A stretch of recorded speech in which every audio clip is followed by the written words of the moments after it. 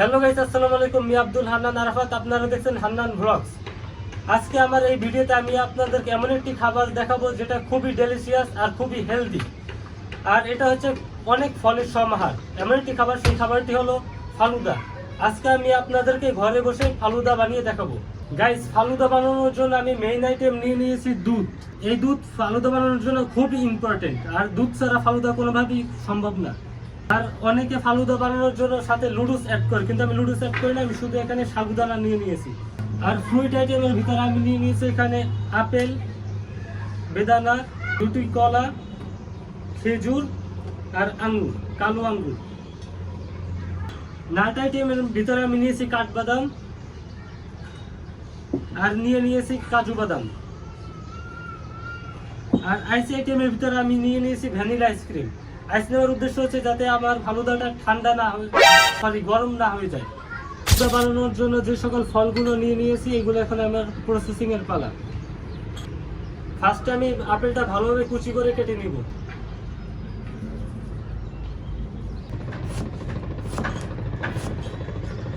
Processing করা শুরু করে দিব।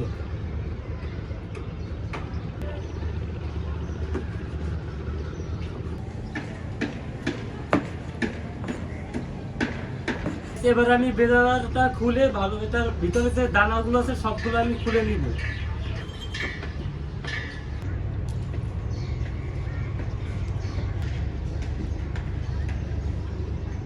গাইস, ফালুদা বানানোর জন্য এবার আমি খেজুরগুলো কেটে নিব।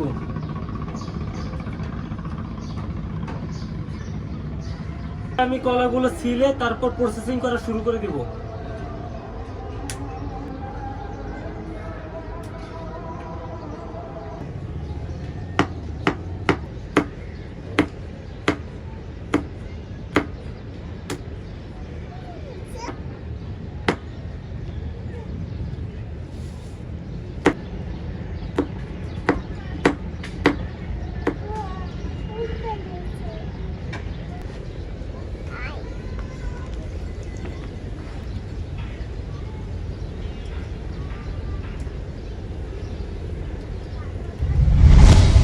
গাইস, ফালুদা বানানোর জন্য আমি এবার রান্নাঘরে চলে আসছি। এখন আমি এখানে চুলার উপর আমার পেয়ালাটা বসিয়ে দিব।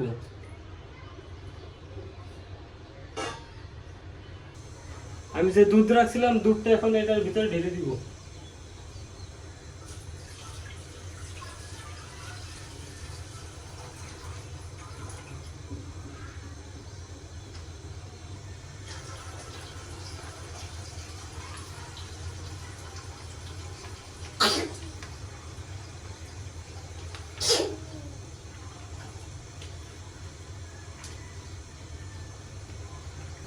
গাইস, দুধের ভিতরে আমি একটু এবার চিনি দিয়ে দিব। 2 চামচ পরিমাণ চিনি দিয়ে দিব।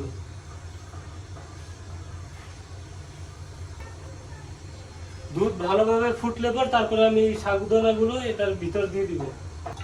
আপাতত এগুলো ঢেকে দিই।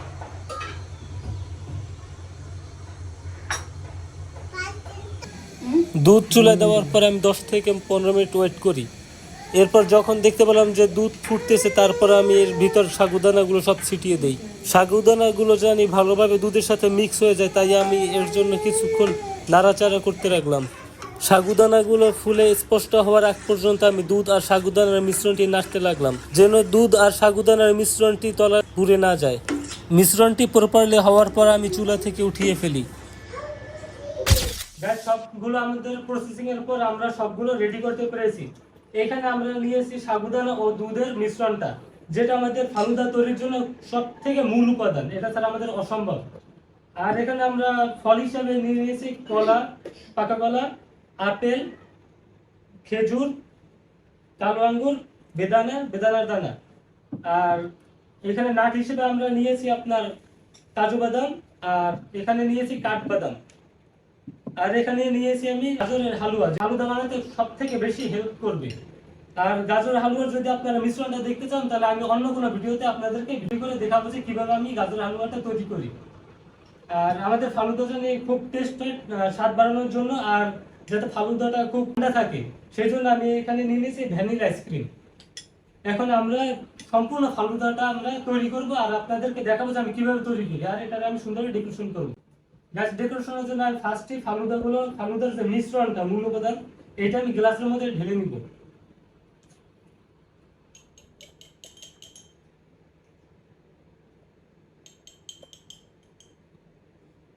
গ্যাস এখন আমি ফালুদা দেওয়ার পর এখন আমি সবগুলোর ভিতরে আপেল দিয়ে দিব।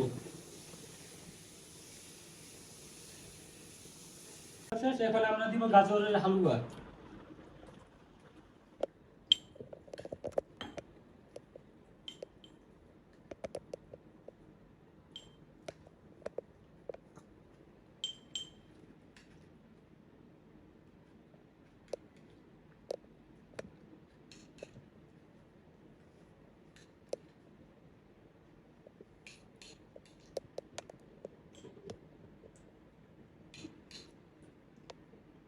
আমাদের হালুয়া দেওয়া কমপ্লিট। এখন এর ভিতর আমি একটু কলা দিয়ে দিব, পাকা কলা।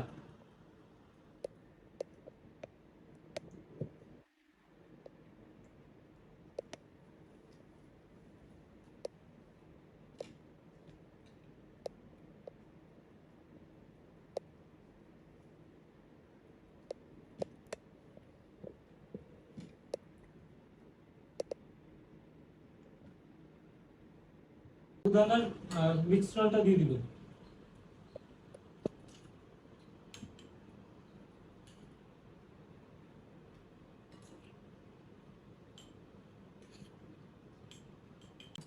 এর উপর আমি আবার দিয়ে দেবো কালো আঙ্গুর।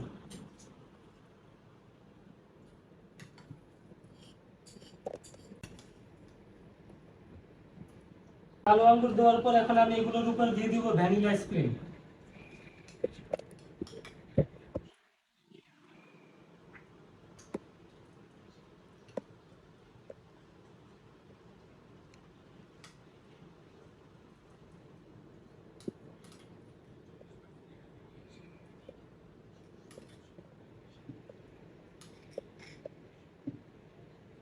এখন আমি বেদানা দানাগুলো সবগুলো দিয়ে দিব।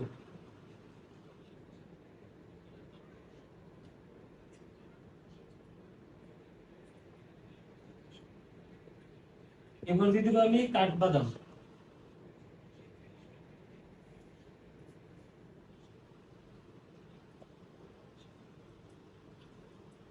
তার উপর দিয়ে দিব আমি আবার কাজু বাদাম।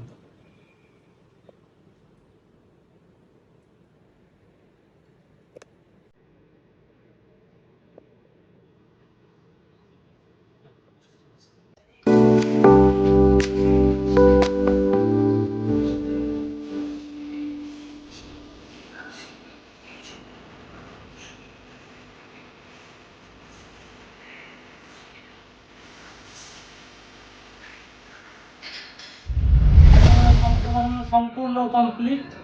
এটা হচ্ছে আমার ফালুদা।